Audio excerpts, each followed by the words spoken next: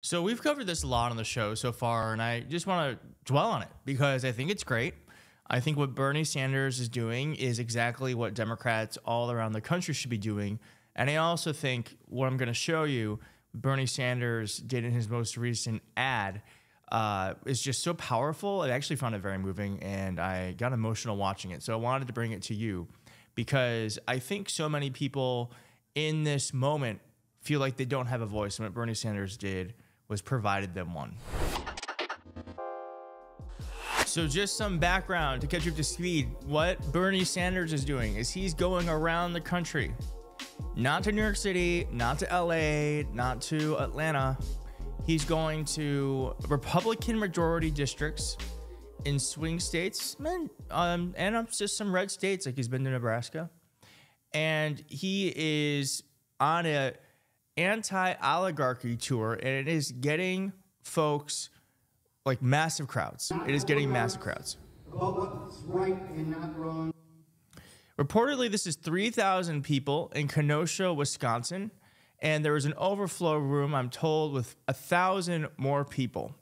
So these are middle-class, working-class folks who are rallying with a progressive leader against billionaires and corporate grabs for power. It's incredible. It's incredible. And we need to be seeing more of it. And what I think is even more incredible is what Bernie Sanders released today from his most recent rally. And I don't know how you can watch this and not get moved and upset and just so frustrated. But it is so powerful. This is probably one of the most compelling pieces of political content I've seen in a very long time. I had to show it to you. Here it is, and let's talk about it. Raise your hand. What is it like living paycheck to paycheck? Who wants to? All right, let me get some hands back there. Be loud. We got a hand there. Okay, ma'am. Stressful. Stay on that issue, sir. You're not sure if you're going to be able to keep the heat on. You're not sure if you're going to be able to keep the heat on. Yes, ma'am. Trying to find a way to plan a meal until your next paycheck comes. Ma'am?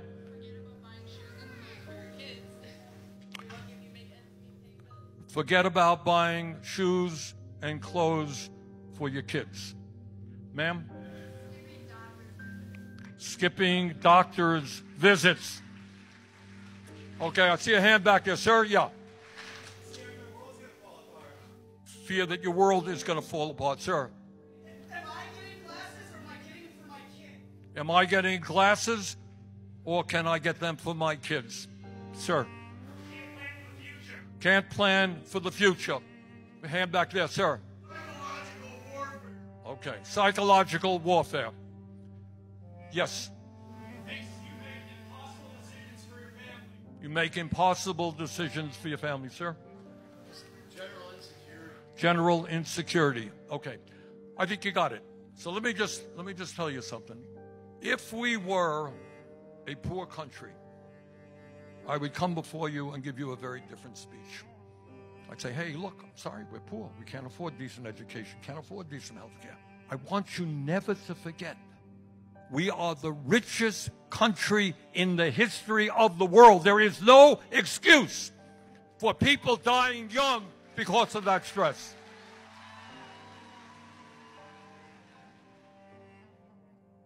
Powerful, right? Those are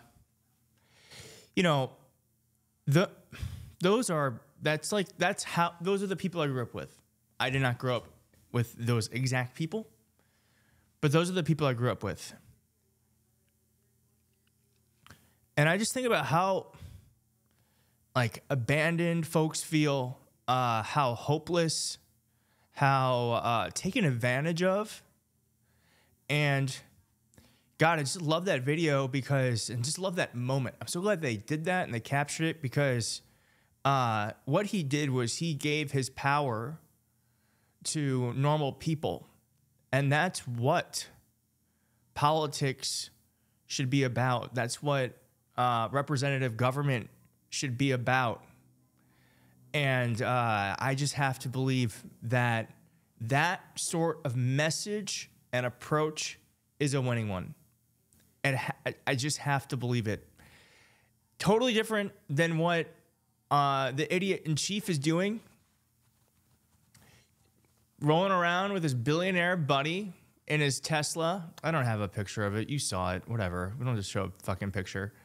But here is what Donald Trump considers to be empathy about the economy crashing because of his own stupid decisions. You're going to have drops and markets are going to go up and they're going to go down. Yeah. But you know what? We have to rebuild our country. Our country has been stripped of its jobs, of its factories. And I'm tired of seeing where they build apartments, cheap apartments in an old broken down factory. But you have factories all over the place that are empty from many decades ago. And we're going to change it around. And it's all taxing policy. You know, it's really a policy because we have great workers, great people. We didn't have to rebuild our country until you destroyed it in 50 short days. And here he is hawking an electric car, Tesla, for his billionaire buddy because his stock market crashed and because Elon Musk stock in Tesla crashed even quicker. And so this is him trying to do damage control and just trying to make Elon Musk some money. I bought for a very special young woman, do you know? I'm sure you've never heard of her, Kai. And she's a great golfer, and she puts the clubs in the back, and I guess it's a very safe deal. She loves it. And I actually bought one about a year ago, and she loves it. And it's very safe, it's very strong, heavy. It's all steel, stainless steel.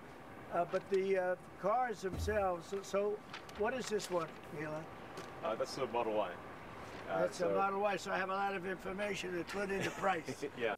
Let's talk about that thing he's holding there, because what Donald Trump is doing is he's literally acting like a salesman. The president of the United States with Tesla talking points, with Tesla pricing, saying the full self-driving is $112,000, $114,000 for the cheaper model. It even says here, one nice note, that you can get a Tesla for as low as $299 a month or $35,000.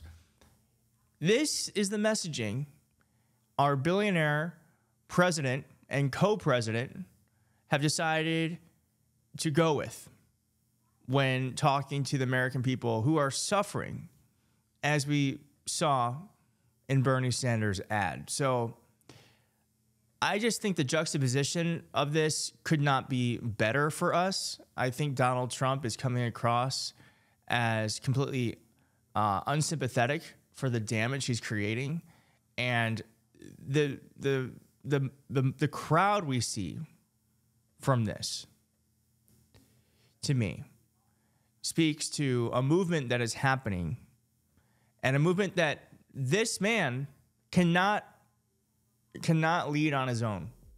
We have to get younger officials into this. I don't know how, but it can't just be Bernie Sanders forever. We've got to figure that out. But I do like that he is leading the way and Donald Trump is giving him the roadmap and what not to do.